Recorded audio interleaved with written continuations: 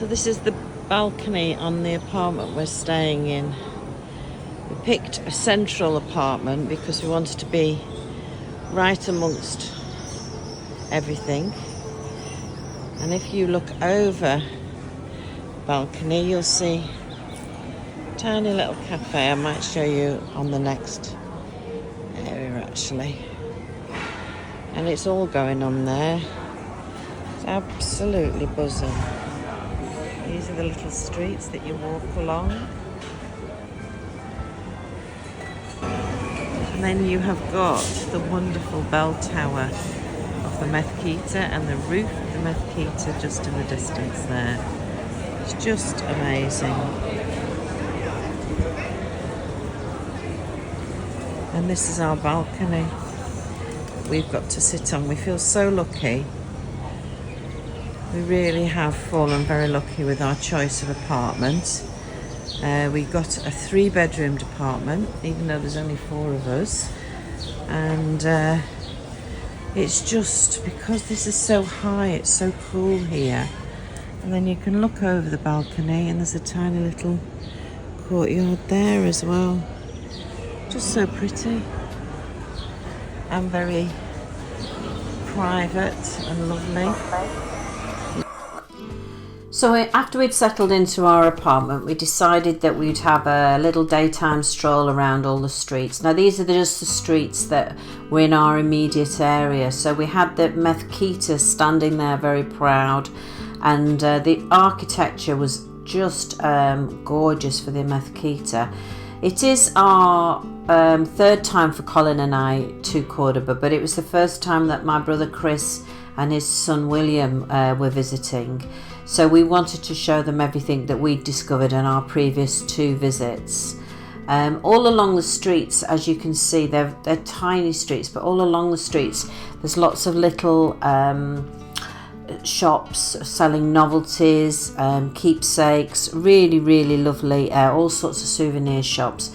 But really and truly, the thing that drew our eyes all the time was the actual building of the Mezquita. The brass doors were shining in the sunshine, and you couldn't help but keep looking up at the beautiful architecture all along the way. This was a massive, great big door, which was the entrance to the Mezquita, and it's the door that you can take if you're going on any of the tours. They have daytime tours and they have nighttime tours, so that's nice to do as well. The souvenirs, I have to say, I think they were very good quality. A little bit more pricey than probably some of the other areas we've been in Spain, but well worth it. But each corner has these little tiny roads to walk along, and because of the way they've been built, they're quite cool to walk down. The wind keeps them cool.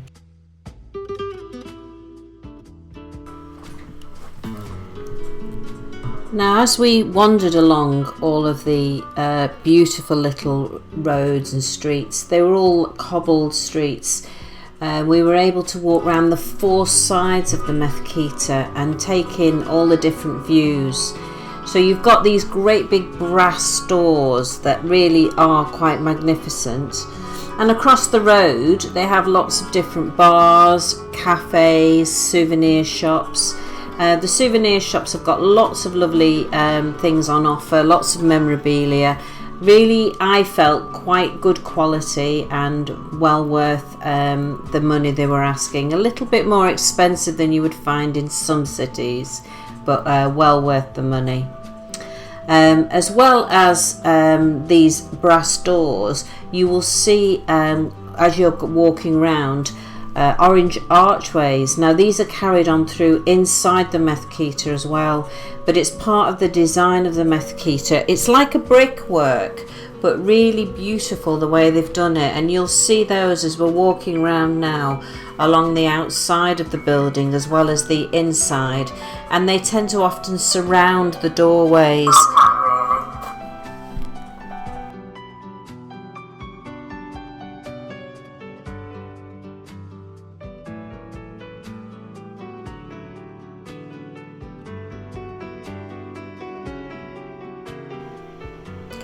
Now this is a little thing that I did want to warn people about, and it's the underground parking that happens in Cordoba.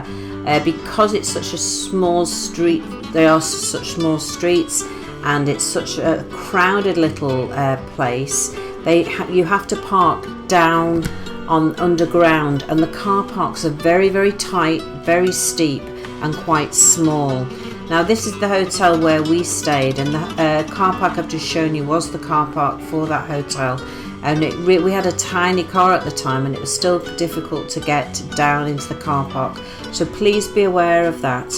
And also the streets, as you're walking along the streets, you'll notice they're very narrow. Some of them don't have pavements, this one did, but some of them don't, and you have to really be careful and get out the way if you're walking along them, and also if you're driving along them, you have to really take care and make sure you don't scrape your car really. So they're all really beautiful streets like these, and cobbly streets.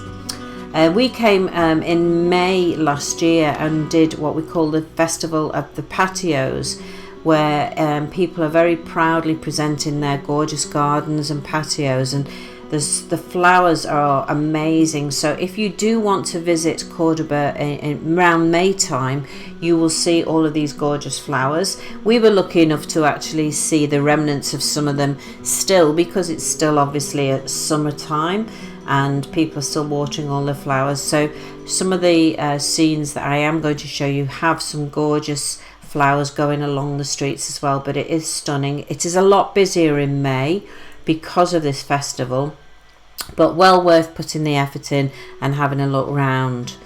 So as we carried on walking along the street, this led us down to the front, and on the front there are more wonderful sights to see.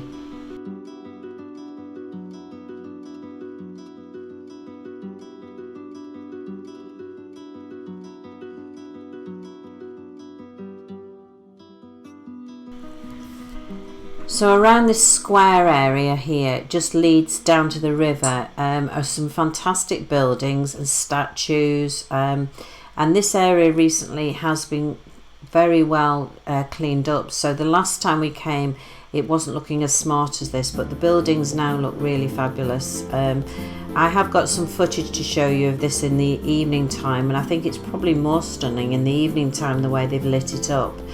But the most impressive feature is this archway here. Now this archway is called the Puerto del Puente, and that was built in the 16th century in order to commemorate a visit from King Felipe II. It really is very impressive. It's like, in a way, the gateway to the city from the river. So obviously you have to have a little walk through this area, but make sure you turn back and take some pictures of the wonderful views behind you. Everywhere you go around this area, there's lots of cafes, bars, restaurants. On the front, they do tend to be a little bit more expensive than the ones hidden in the smaller little streets, so be aware of that.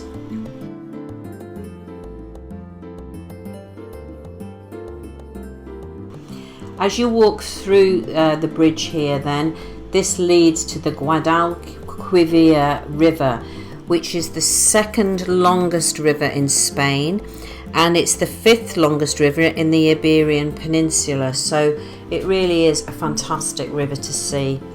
Now, as we were looking at it, it was full of water, which was fantastic from all of the recent rains that we'd had in the springtime. So you got a really lovely view of that, and when you look back and look at the archway from the bridge, it is quite a stunning view of the whole of the Cordoba and Mezquita area, so well worth taking a photo from that area as well. So you can go right over the bridge, and you can go and have a look what's around as you're going right over the bridge. There's the Mezquita in the background there.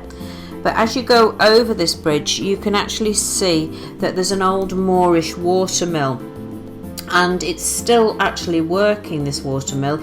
We went down to have a little look at it on our last visit. There it is there.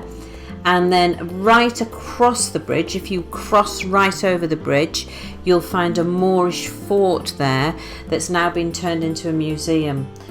So it's a lovely walk. I would suggest that the best time to do that walk is in the evening, because it's a bit cooler, and yes, less people around, I would say.